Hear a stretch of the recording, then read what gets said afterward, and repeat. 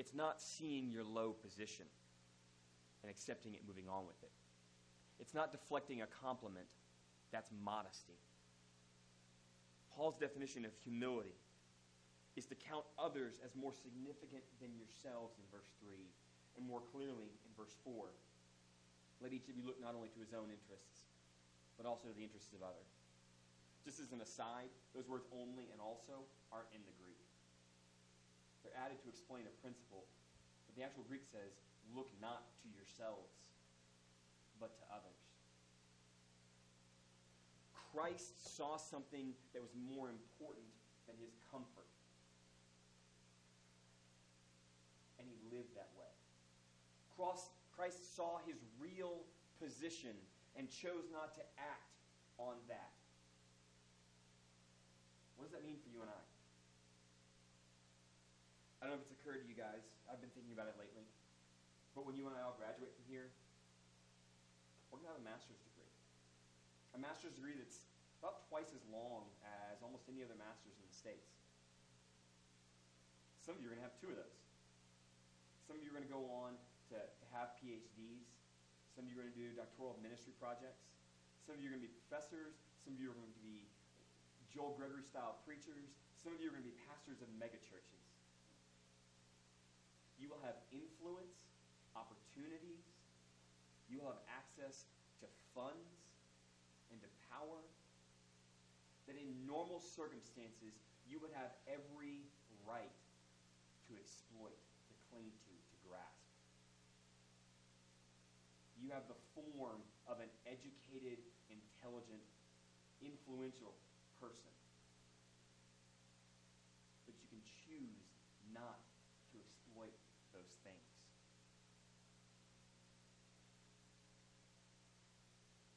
Why is this so important? Why am I harping on humility? Why does Paul harp on humility and use Christ to teach that principle?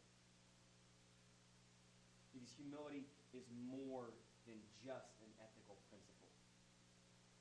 Humility is more than some aspect of a Christian.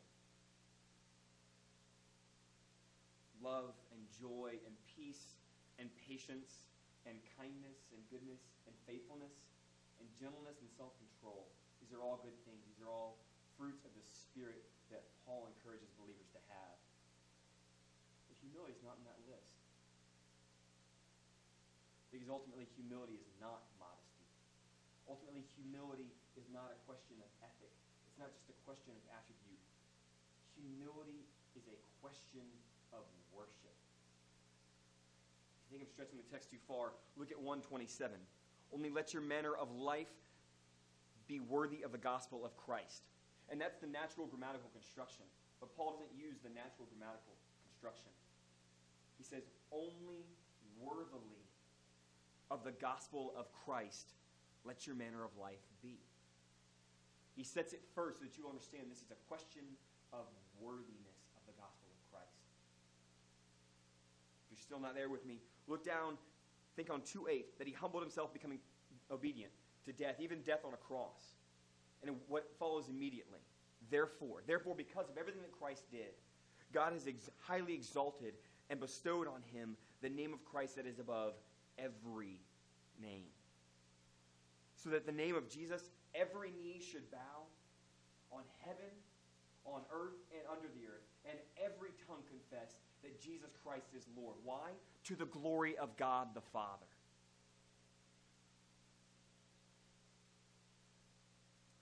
Paul says in 1:29 that it has been granted to you for the sake of Christ to suffer for the cause of Christ. But that is a gift, and the humility is what makes that possible. Humility is recognizing what you deserve, what you are, the form that you have, and not exploiting it. The problem is, if you lack that, you can't ever suffer. There's a story when Christ has predicted his death and has said, this is what's going to happen. And Peter comes in and he says, that's not going to happen to you. You're in the form of God. You're too powerful. You're too strong. You don't deserve that. These are things that I say to myself on a regular basis. And Christ says, It doesn't challenge Peter's assertion that Christ is the Messiah. He doesn't deny his divinity or his power or his greatness. He just says, "Get behind me, Satan, for you're setting your mind on things of this world and not on things of my Father's kingdom."